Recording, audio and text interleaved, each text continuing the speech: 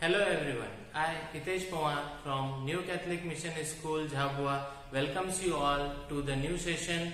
In this session, I am going to teach you chapter 5 Lines and Angles. Lines and Angles normal chapter है और इसका भी हम लोगों को पहले से पता है. What are lines and what are angles familiar है हम लोग, तो थोड़ा सा रिकॉल कर लें कि आप लोगों को कितना कितना पता है. So we'll talk about first lines.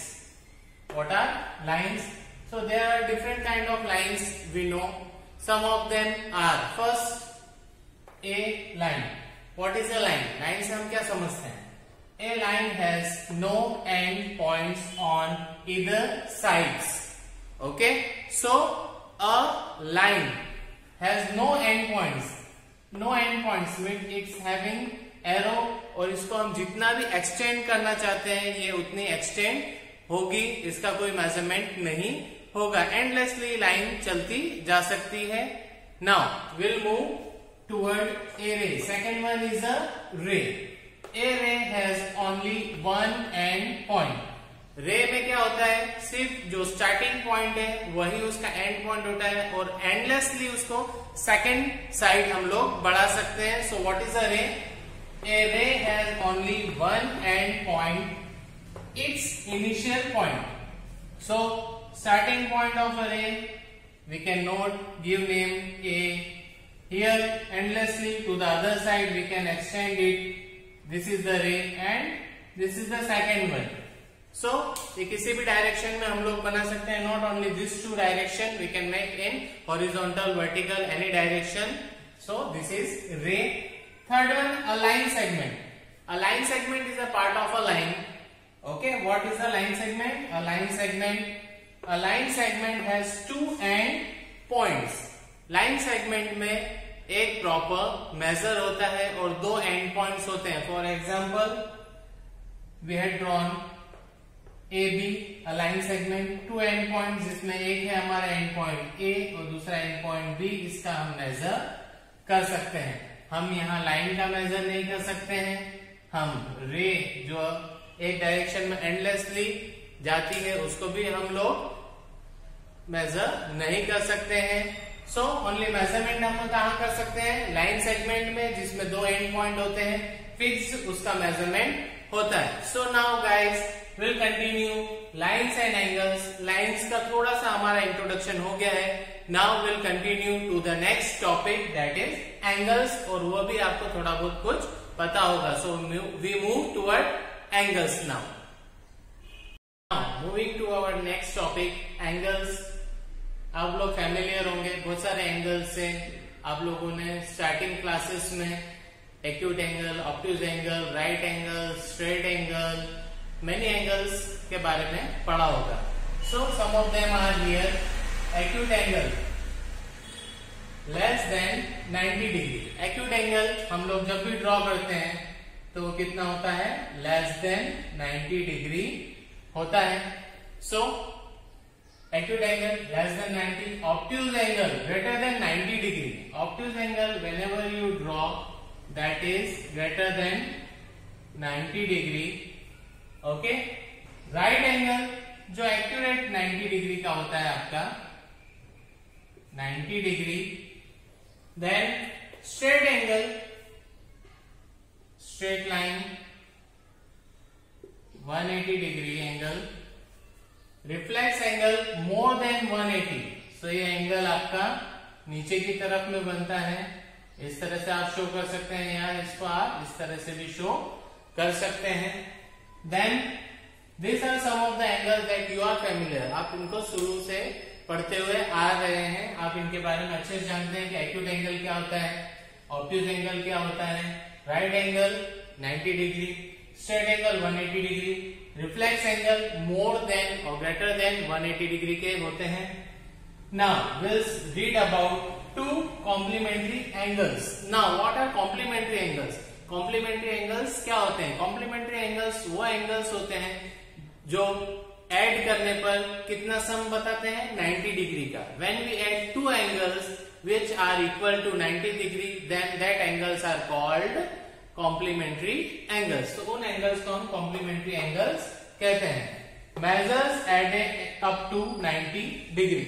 दो एंगल्स को जब भी हमने ऐड किया, फॉर एग्जांपल हम लेते हैं 30 डिग्री और दूसरा है हमारा 60 degree. When we add this two angles तो हमारा मेजर कितना होना चाहिए, 90 डिग्री का होना चाहिए।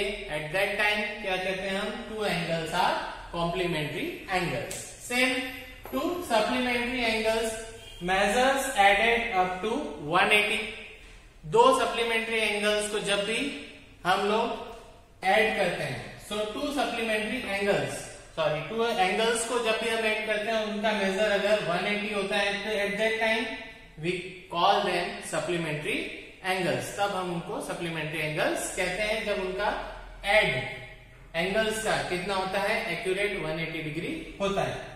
Linear pair, adjacent and supplementary. Linear pair is one kind of 180 degree angle जिसमें हम दो एडजेसेंट एंगल इस तरह से ऐड करके 180 डिग्री बता सकते हैं, और सप्लीमेंट्री टू एंगल्स भी 180 डिग्री को शो करता है। At that time we know और we call them linear pair. Okay, now we'll move to our next topic and find out more angles. Now we'll continue with adjacent angles. Adjacent angles की some property होती है। जब adjacent angle इन तीन points को prove करता है, then we can say two angles are adjacent to each other. First से आपका जब भी कोई एडजेसेंट एंगल आपको फाइंड करना है तो उसके लिए आपको पता करना होगा कि उसमें कोई कॉमन वर्टेक्स है कि नहीं है। Then you have to find common arm. उन दो एंगल में बीच में एक कॉमन आर्म होना चाहिए, वो प्रेजेंट है कि नहीं है। And at last no common interior at the third one. So first one, common vertex होना चाहिए एडजेसेंट एंगल में, कॉमन आर्म होना चाहिए एडजेसेंट एंगल में, no common interior at the last. Third point है आपका एडजेसेंट एंगल का कि दोनों के बीच में कोई भी कॉमन इंटीरियर नहीं होना चाहिए। तो first one, common arm. How can we prove? For an example I have taken this example for you. I have drawn two angles, दो एंगल्स बनाए हैं आपके लिए, AOB और BOC। अब हम इसमें देखें सबसे पहले के कॉमन वर्टेक्स को फॉलो करते हैं कि नहीं करते हैं। यस, AOB और BOC। तो इसमें कॉमन वर्टेक्स कौन सा है इनका? O। हमारा कॉमन वर्टेक्स क्या है? O है दोनों एंगल में। नाउ कॉमन आर्म, इन दोनों में कोई कॉमन आर्म है कि नहीं, विल सी। तो first AOC, this is our full angle. In this AOB and BOC, these are the two angles, so we find it out here common arm। ये आपका common arm है जो BO है या OB है, दोनों एक जैसे ही होते हैं। आप BO लिख सकते हैं या OB लिख सकते हैं। So this is your common arm। Two things we proved for adjacent angle, common vertex and common arm। Now for the remaining two things, AOB, this is your angle 1, BOC, this is your angle 2। अब इसमें आपको क्या चाहिए कि कोई भी interior part common नहीं होना चाहिए। So we can see AOB जो कॉमन आर्म है उसके आइदर या दोनों तरफ में कोई भी कॉमन चीजें नहीं होना चाहिए रे से related. So what we have, AOB में आपका AO है, BOC में आपका OC है। So there is nothing common in the interior to this angle AOB and BOC। So following adjacent angle, adjacent angle को प्रूव करने के लिए ये तीन मोस्ट इंपॉर्टेंट थिंग्स है, तो ये आपको ध्यान में रखना है। कॉमन वर्टेक्स होना चाहिए, कॉमन आर्म होना चाहिए और no common interior on the either side of the common arm. Okay, now we'll move forward and understand what are intersecting lines and parallel lines। angles हम लोगों ने अभी कुछ देखे हैं, adjacent angles we talked earlier। now we are talking about intersecting line and parallel lines।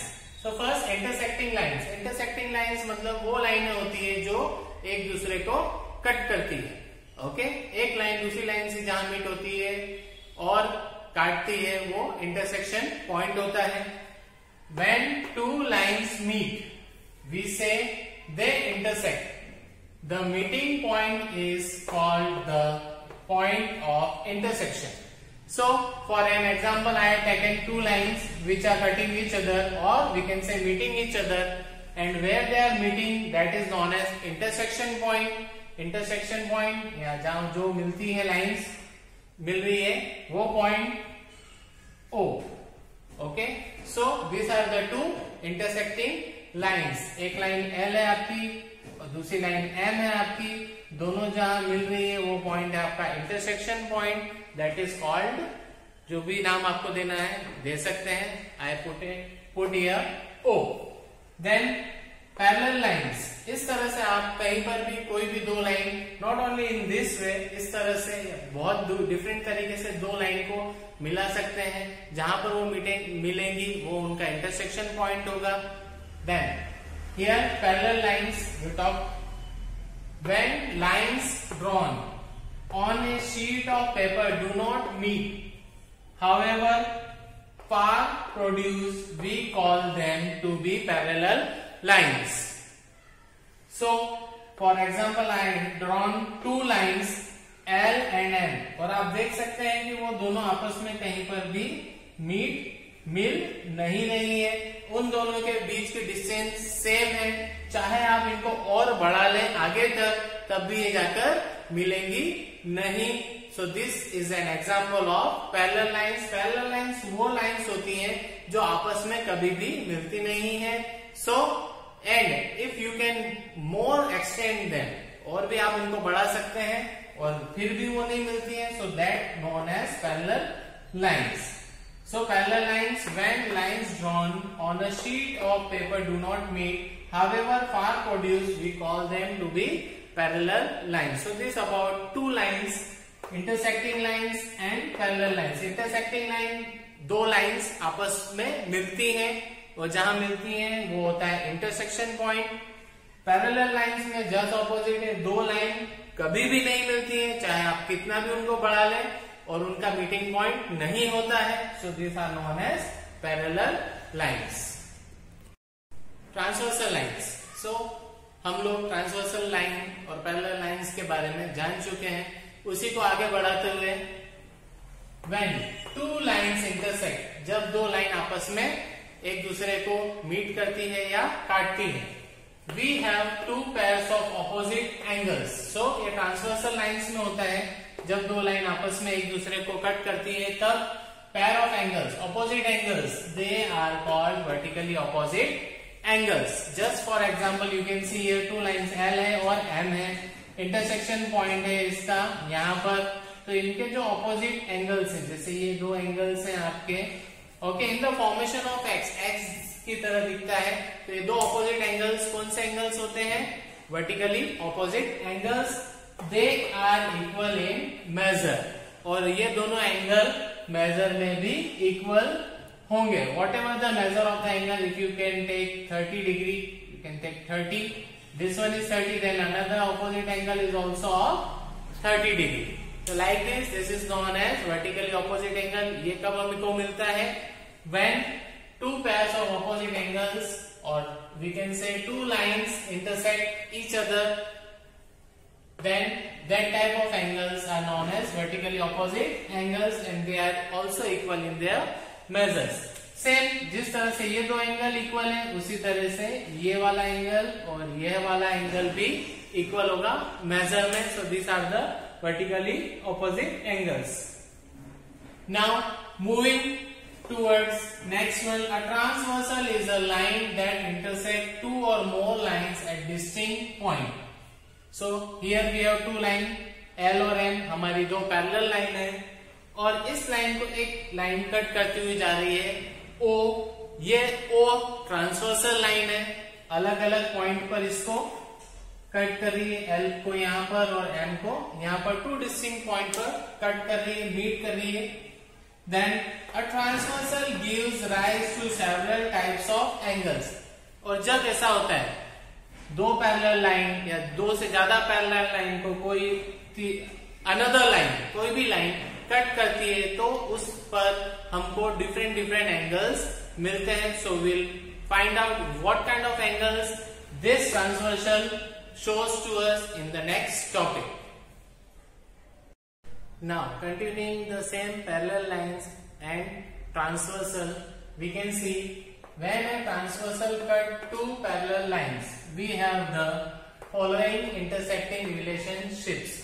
So हमारे पास में यहाँ पर दो पैरेलल लाइंस हैं, एक है L, दूसरी है M और O हमारी ट्रांसवर्सल है जो दो डिस्टिंक्ट पॉइंट पे इन पैरेलल लाइंस को कट कर रही है. नाउ इसके कट करने के बाद में हमारे पास यहाँ पर कुछ एंगल्स भी फॉर्म हो रहे हैं. सो आई मेंशन देम 1 2 3 4 5 6 7 8.